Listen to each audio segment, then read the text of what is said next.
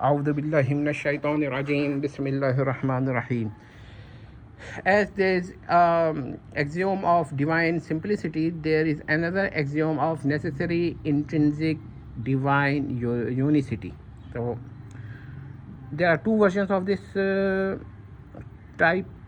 The first one is the weak version, and the second one is the strong version. So I'm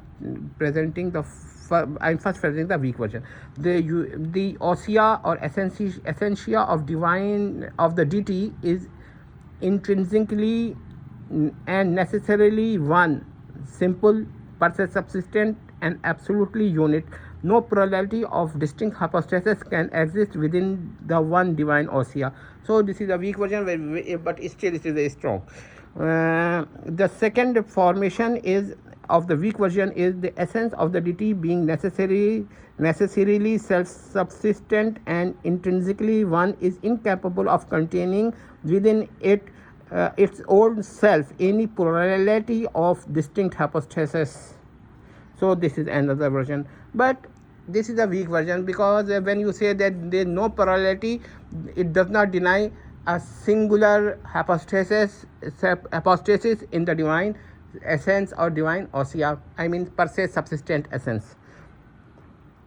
Now the strong versions. Axiom of absolute intrinsic necessary divine unicity.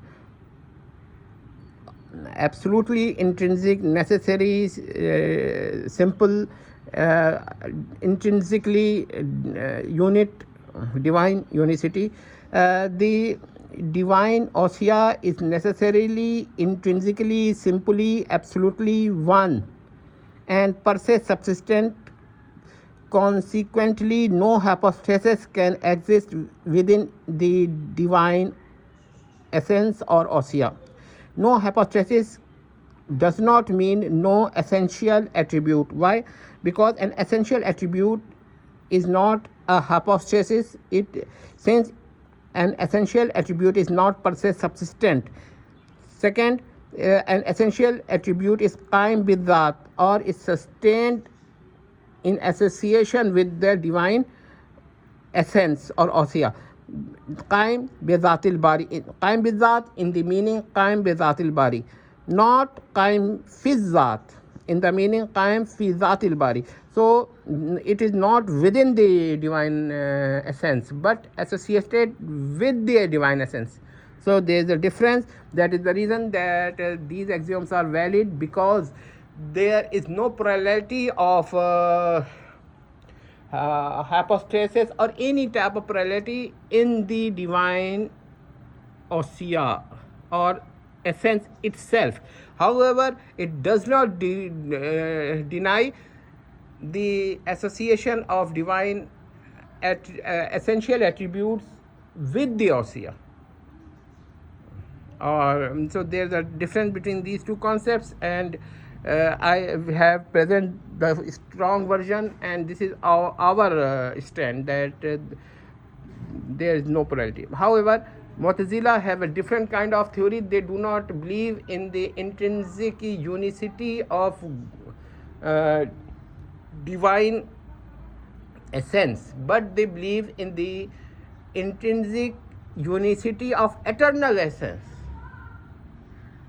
or absolute unicity, not intrinsic, absolute unicity of eternal, not necessarily essence. So they deny the plurality of essential attributes as well. So there is a difference between the two, and we stand in a moderate way. Neither we go to the extreme for the case of hypostasis, nor we go denying essential attributes. However, there are some who say that essential attributes are identical to the divine essence, but this implies another problem, and that problem is that unicity becomes plurality and plurality becomes unicity, and this is very problematic. However, they try to wrap this to hide this contradiction in different manners, but it cannot be as I have